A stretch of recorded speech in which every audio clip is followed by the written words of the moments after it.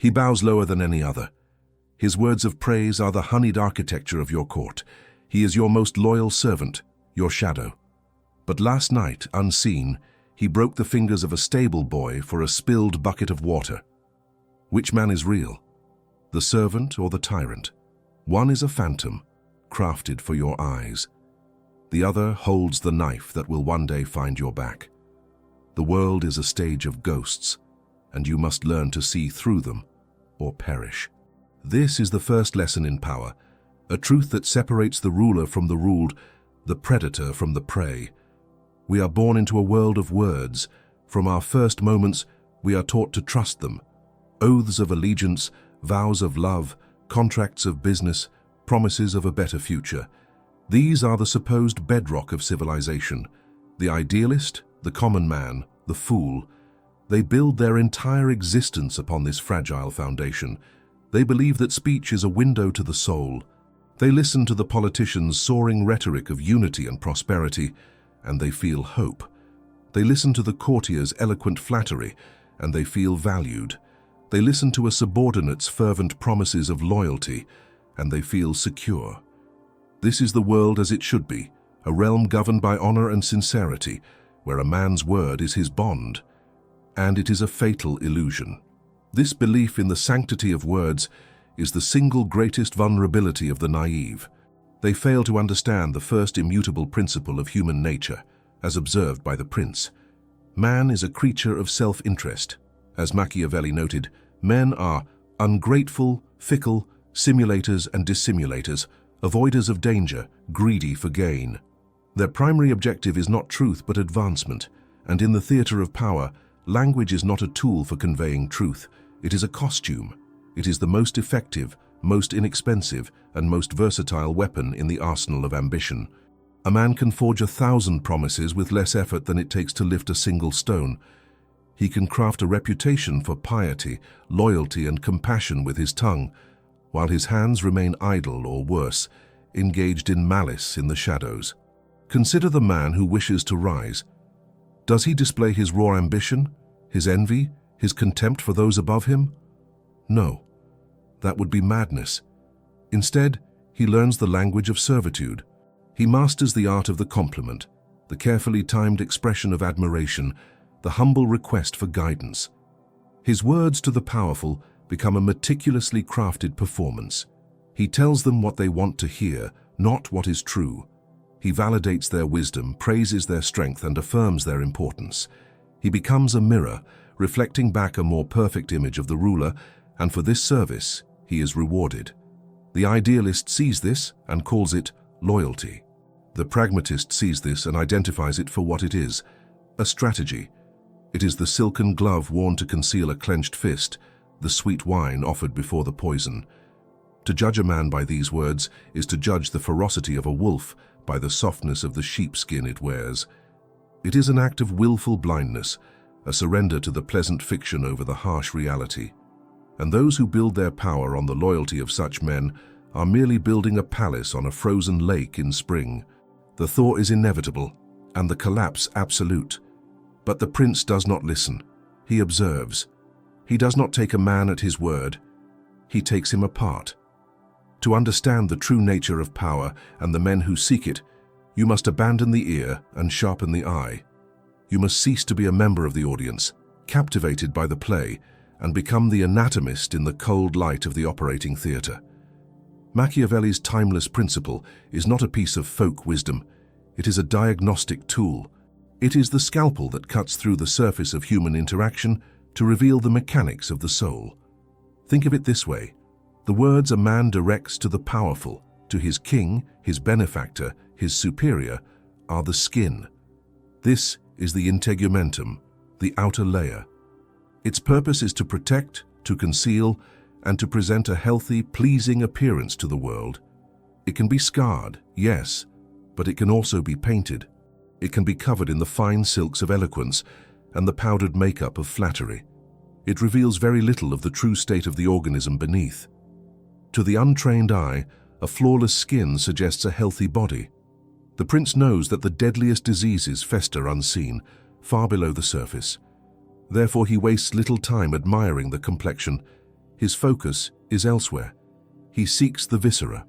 A man's deeds to the powerless, to a servant, a subordinate, a beggar, anyone from whom he has nothing to gain and nothing to fear. These are the internal organs. This is the heart, the liver, the soul, laid bare on the examination table. Why? Because here the performance ceases. There is no incentive to wear the costume of virtue when the audience is deemed irrelevant. There is no need to speak the language of servitude when addressing those who are already bound to you. In these moments, when a man believes he is not being judged by his superiors, his actions are no longer a strategy. They are an instinct. They are the unfiltered expression of his true nature. Does he show casual cruelty to a stable boy? He is not merely ill-tempered. He possesses a soul that enjoys domination for its own sake. Does he cheat a merchant of a few coins when he could easily pay? He is not thrifty. He is fundamentally dishonorable, his greed outweighing any principle. Does he treat his lowest-ranking soldiers with fairness and respect, even when no one is there to reward him for it? He is not just a good manager. His character possesses an innate structure of justice and order. These actions are the true diagnostic indicators. They are a glimpse into the heart of the machine, showing how it will function under pressure, in darkness, when the pleasantries are stripped away. This is the knowledge on which a state is built, not on the skin-deep beauty of words, but on the unyielding, often grotesque reality of the organs within.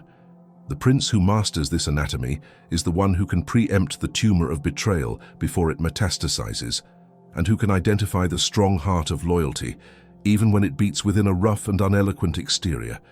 For ambition learns to speak the language of servitude, but power reveals the grammar of the soul. Comment: action reveals character. If you seek this clarity and subscribe to learn how to dissect the human soul in your pursuit of the state. Having learned to wield the anatomist's scalpel, you have pierced the skin of pleasantries and seen the raw, functioning organs of human nature. You have accepted the foundational truth that the eloquent surface reveals nothing of the hidden disease. Now you must move from diagnosis to valuation.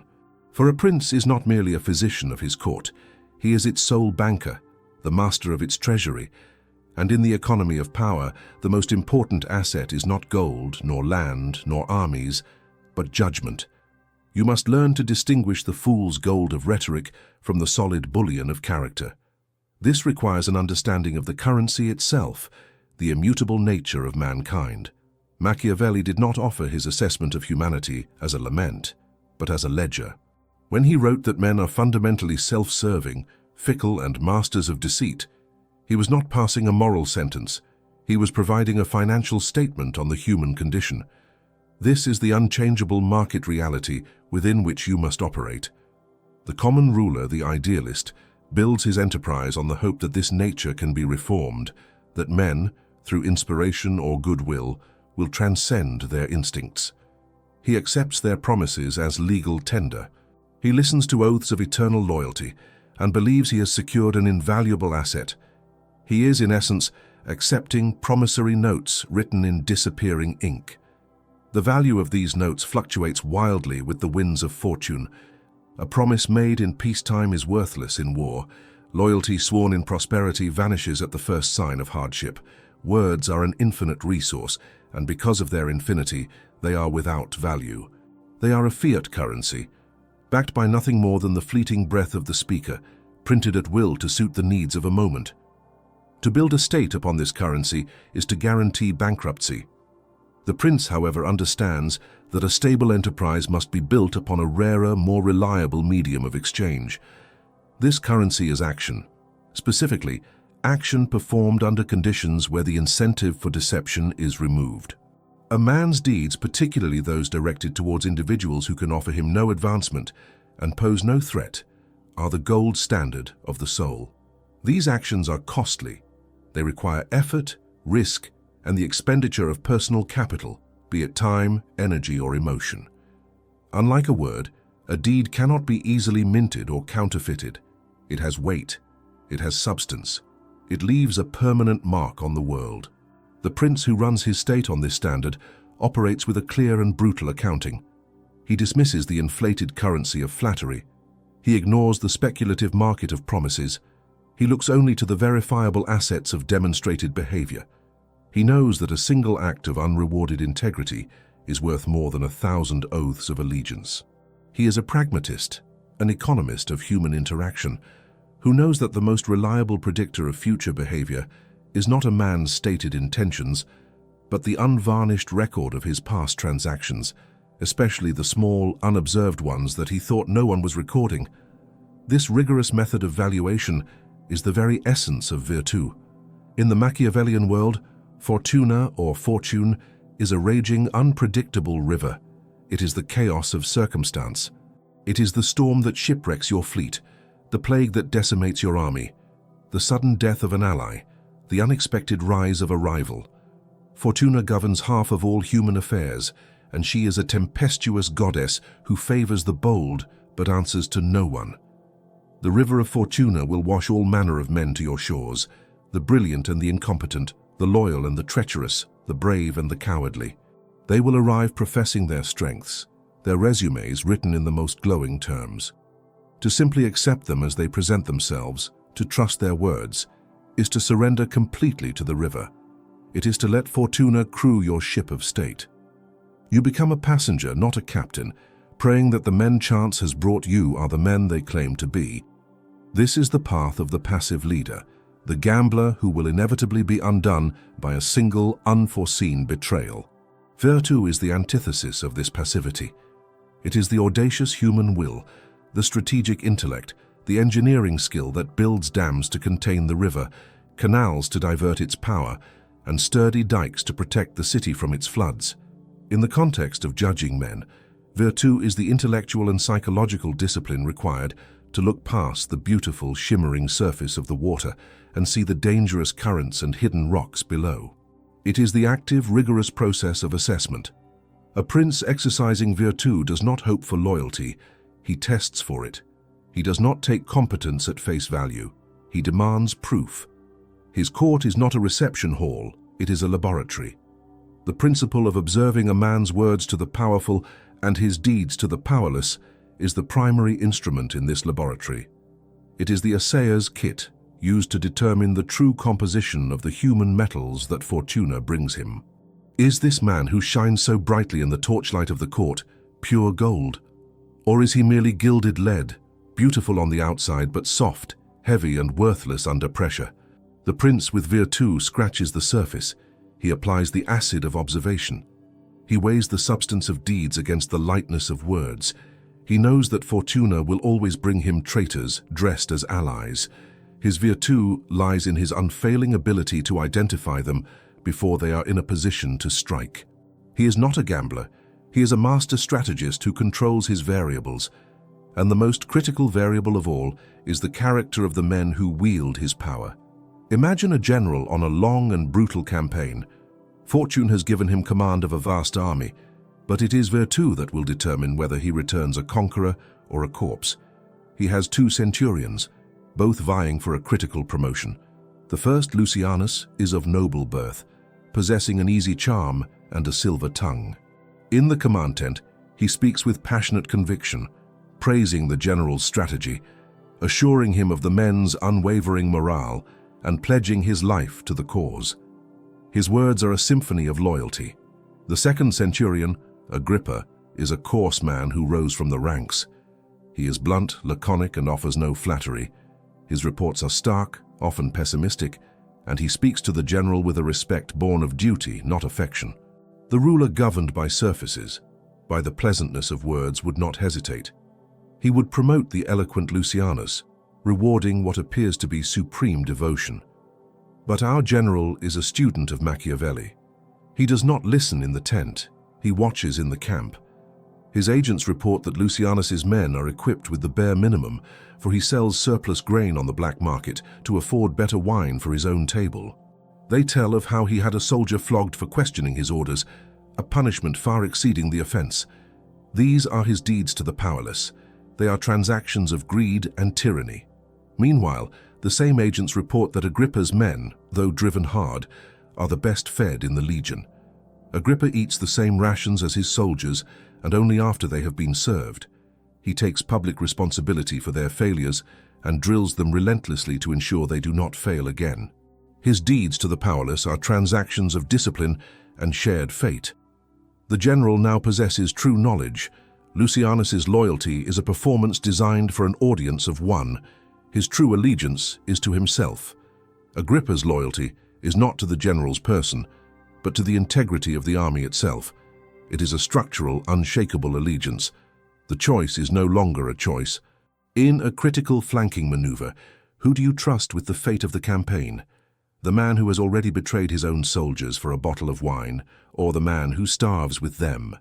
The general, exercising his virtue, discards the polished but rotten Lucianus and elevates the unrefined but solid Agrippa. This is not a matter of fairness or morality. It is a matter of survival. It is the cold, brilliant calculus of power, which understands that the stability of any structure depends entirely on the quality of the materials used in its construction. You have mastered the external gaze. The court has become for you a collection of legible bodies, their words a mere shroud for the observable truth of their functions. You can now distinguish the healthy organ from the cancerous growth, but the scalpel of judgment is a dual-edged instrument. Having learned to dissect others with such cold precision, you must now turn its point upon the most complex, most volatile and most deceptive subject you will ever encounter: yourself. For the prince is not exempt from the laws of human nature. He is their ultimate embodiment. The first territory he must conquer is not a foreign land, but the unruly kingdom of his own soul. This internal dominion is the bedrock of all external authority, the silent victory that precedes every public triumph. The man who cannot govern his own impulses can never hope to secure the governance of others. The untrained ruler is a slave to his own authenticity. He believes in the virtue of the genuine response. He feels anger, and so he rages. He feels pity, and so he grants pardons. He feels pride, and so he boasts. His actions are the raw, unrefined ore of his emotions. He is transparent, predictable, and therefore profoundly vulnerable. His enemies learn to play him like a lute, strumming the strings of his vanity or hammering the chords of his fury to produce the exact political tune they desire.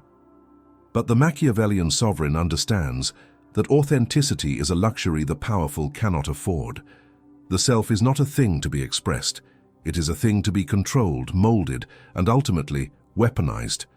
Your own inner world, your private ambitions, your secret fears, your genuine affections, these are your own set of words. They are the internal monologue of your desires. Your deeds, however, are the calculated actions you perform on the world stage. The fundamental discipline of the prince is to ensure that there is a permanent, unbridgeable chasm between the two. Your actions must serve the cold, hard logic of the state, not the fleeting, feverish passions of your heart. This is the great war fought within the quiet of the ruler's mind, the battle between the man and the institution. To achieve true power, the man must be sacrificed so that the institution may thrive. This self-mastery is the fulcrum upon which the entire balance of perception rests. Once you are the puppeteer of your own soul, you can become the puppeteer of your nations.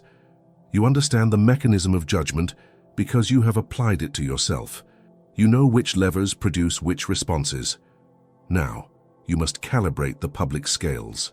The art of governance is the art of managing perception, and the prince must be a master jeweler, using his deeds like precisely cut stones to refract the light of public opinion exactly as he wills.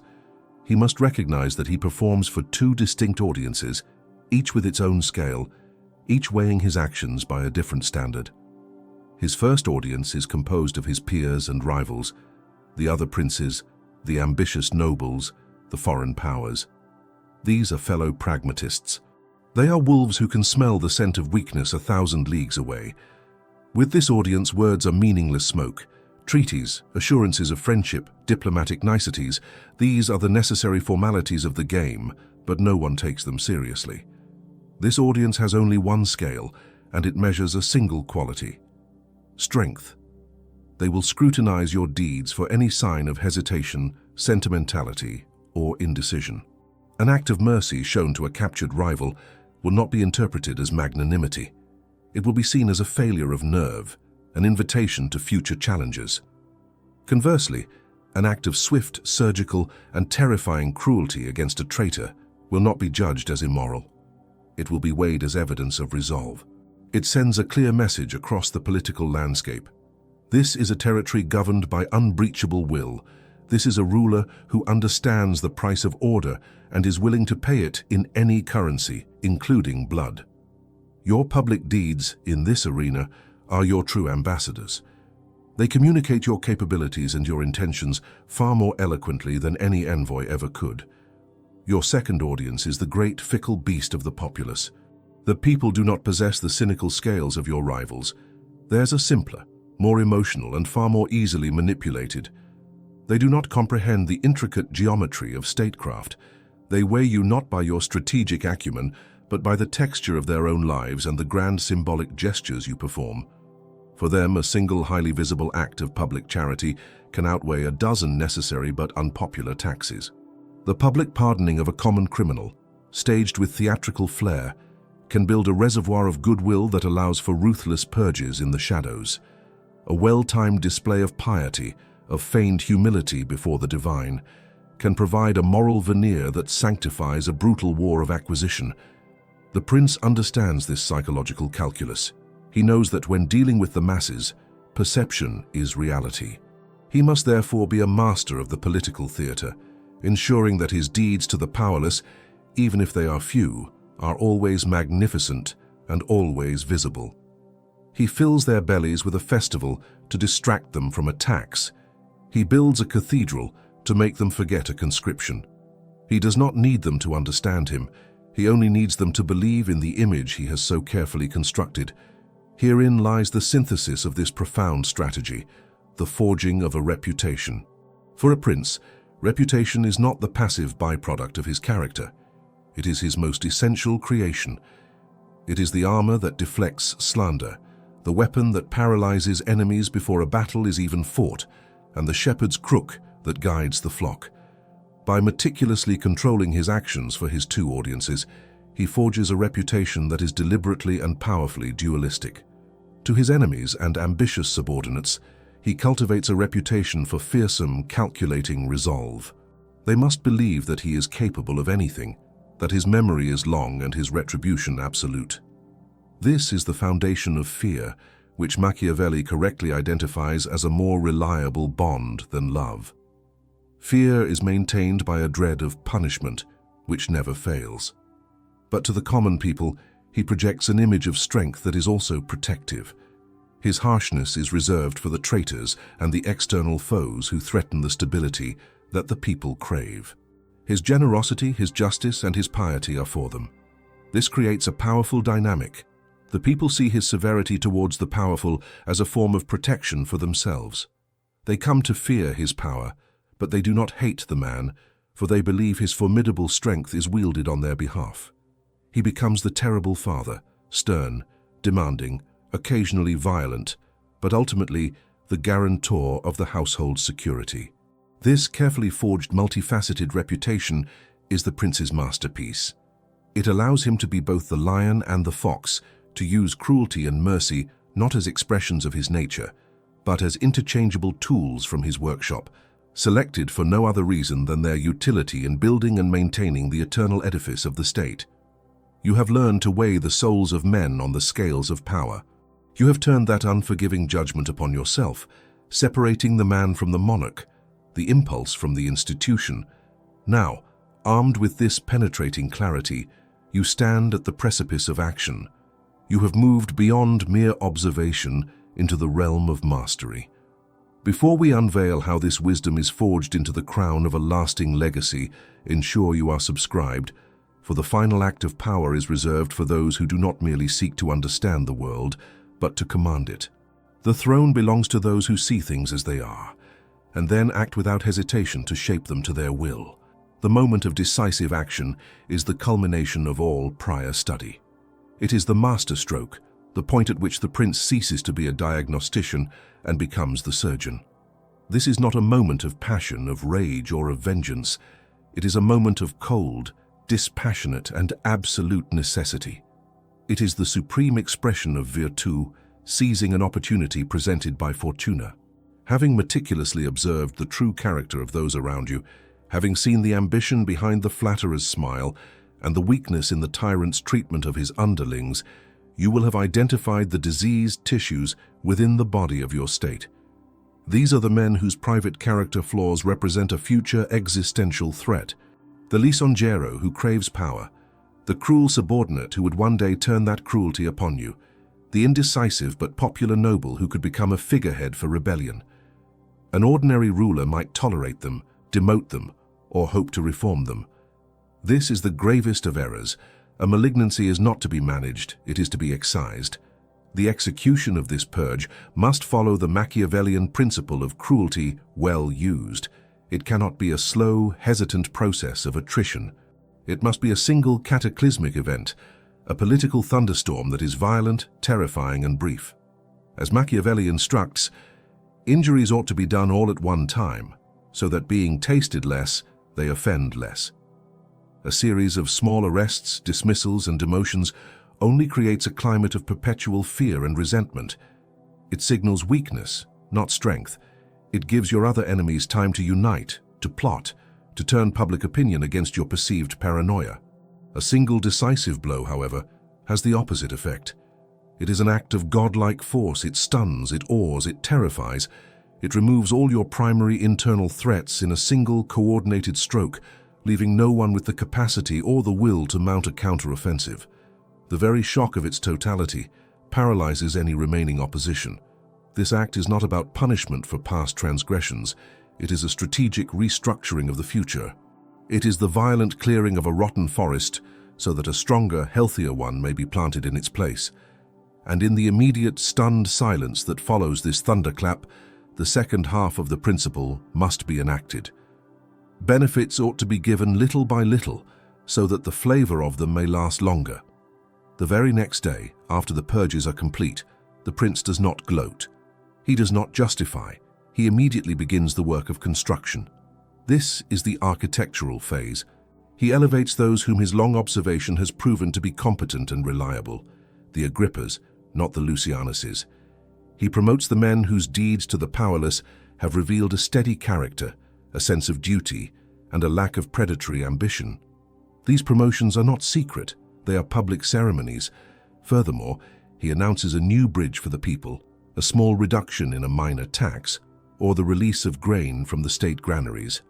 These are the benefits dispensed slowly. They are the gentle rain that follows the storm, washing away the blood and nurturing the new growth. This juxtaposition is a masterwork of political psychology. The populace, having witnessed the terrifying but distant fate of the powerful and ambitious traitors, now receives a direct, tangible benefit. They associate the prince's terrifying power with their own security and well-being. The purge was not an act of tyranny against them.